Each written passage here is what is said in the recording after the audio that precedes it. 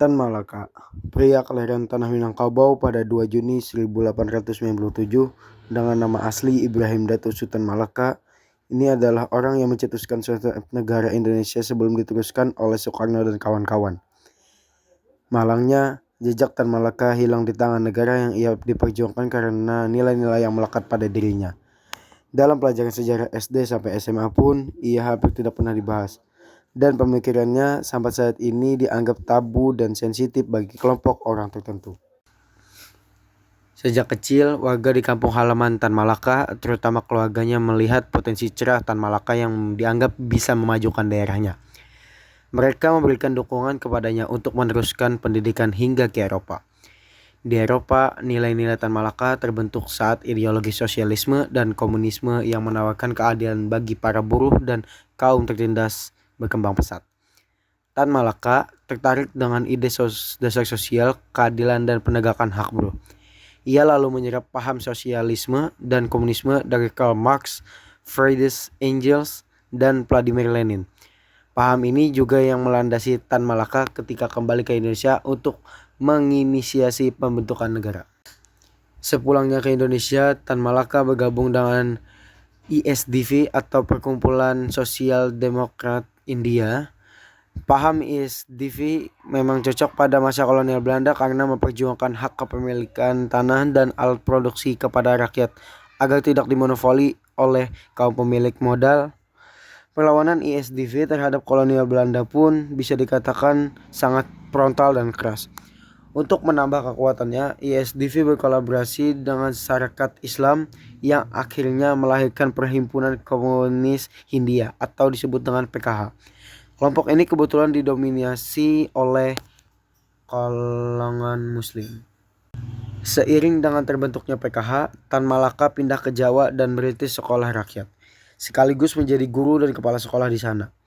Karena sangat peduli dengan hak dan kesetaraan buruh di seluruh Pulau Jawa, ia merangkul pekerja untuk memperjuangkan hak mereka.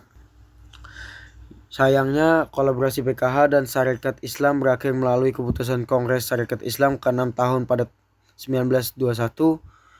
Menurut Agus Salim, pandangan politik sosialis dan komunis tidak selaras dengan ajaran Islam, meskipun sama-sama ingin mengusir kolonialisme Belanda. PKH pun akhirnya menjaga organisasi mandiri di bawah pimpinan Semaun. Saat Semaun meninggalkan Indonesia untuk menghadiri konferensi buruh internasional di Moskow, Tan Malaka mengambil alih kepemimpinan PKH. Manuver PKH di bawah Tan Malaka yang frontal dan radikal, seperti aksi demonstrasi, membuat bisnis Belanda kacau balau. Gerah dengan gerakan tersebut, Gubernur Jenderal Hindia Belanda mengasingkan Tan Malaka ke Belanda supaya tidak memimpin pemberontakan lagi. Namun, dasarnya ia tidak bisa diam. Tan Malaka tetap berpengaruh dimanapun ia berada. Selama di pengasingan, ia sempat bergabung dengan Partai Komunis Belanda dan terpilih menjadi kandidat ketiga untuk duduk di Parlemen Belanda. Di Jerman, ia ikut mendukung gerakan revolusi menggulingkan kekuasaan Kaisar Wilhelm II di Moskow, Rusia. Ia bergabung dengan Komunis Internasional untuk mengurus negara-negara timur, termasuk Hindia Belanda. Ketika bergabung dengan Komunis Internasional, terlihat Tan Malaka memegang paham sosial komunisme yang berbeda. Baginya, Islam tetap bisa berjalan bersama sosial komunisme, tetapi hal itu tidak disetujui oleh komunisme internasional yang menentang gerakan pan-Islamisme. Hal ini sebelumnya juga ia praktikkan di Indonesia dalam penggabungan ISDV dan Sarekat Islam, meskipun akhirnya berpisah. Sebagai agen komunisme internasional, Tan Malaka menyusun gagasan masa depan Indonesia. Gagasan itu ia buka dengan judul Narda Republik Indonesia pada tahun 1925. Buku ini berisikan analisis Tan Malaka mengenai situasi politik dunia saat itu yang intinya memperlihatkan peluang Indonesia untuk melakukan revolusi melawan Belanda. Buku ini juga menjadi bahan bakar cendekiawan Indonesia untuk merealisasikan negara Indonesia. Selama masa pengasingannya, kolonial Belanda menghancurkan organisasi komunis di Indonesia. Setelah puluhan tahun diasingkan, semangat untuk memerdekakan Indonesia tak dapat ia lupakan. Ia pun diam-diam berlayar menggunakan perahu kecil melewati Selat Malaka untuk kembali ke Indonesia. Saat kembali, ia menyamar menggunakan identitas lain. Di balik penyamarannya, Tan Malaka menulis sebuah karya berjudul Madilog. Buku itu berisi tentang pentingnya pola pikir analitik dalam mencapai sebuah kesimpulan yang valid. Nilai-nilai yang dimiliki Tan Malaka semakin berbenturan dengan kepentingan politik lain di Indonesia saat itu.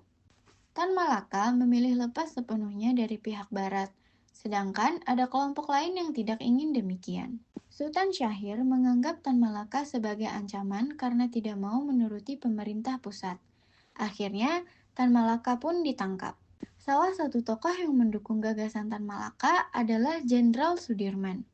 Ia mendukung gagasan Tan Malaka sepenuhnya. Selama di penjara, Tan Malaka menghasilkan 3 buku hebat, yaitu Rencana Ekonomi, Tesis, dan Gerilya Politik Ekonomi. Ketakutan Tan Malaka terhadap pemerintah Indonesia yang memilih untuk berunding dengan Belanda pada akhirnya menjadi kenyataan. Wilayah Indonesia yang diakui saat itu hanya terdiri dari Sumatera, Jawa Tengah, dan Yogyakarta. Selain itu, TNI dari wilayah Jawa Barat dan Jawa Timur harus ditarik keluar. Tan Malaka jengkel dan merasa dipermainkan oleh Belanda. Ia lalu membentuk Gerakan Revolusi Rakyat sampai Partai Murba. Gerakan itu dibuat untuk menghimpun kekuatan massa yang menentang Perjanjian Renville dan merebut kembali keutuhan wilayah Indonesia dari Sabang sampai Merauke. Gagasan Tan Malaka ini menjadi puncak riwayat hidupnya yang berakhir dengan timah panas. Tan Malaka menghembuskan nafas terakhir di Kediri, Jawa Timur pada tanggal 19 Februari 1949. Selain menghilangkan nyawa, banyak pula kelompok yang berupaya menghapus riwayat hidupnya. Namun, sejarah Tan Malaka yang sempat hilang berhasil diungkap dan disusun kembali oleh seorang mahasiswa jurusan ilmu politik di Universitas Amsterdam bernama Harry Poyce. Ia mengaku tertarik dengan riwayat hidup Tan Malaka yang penuh teka-teki dan banyak disembunyikan.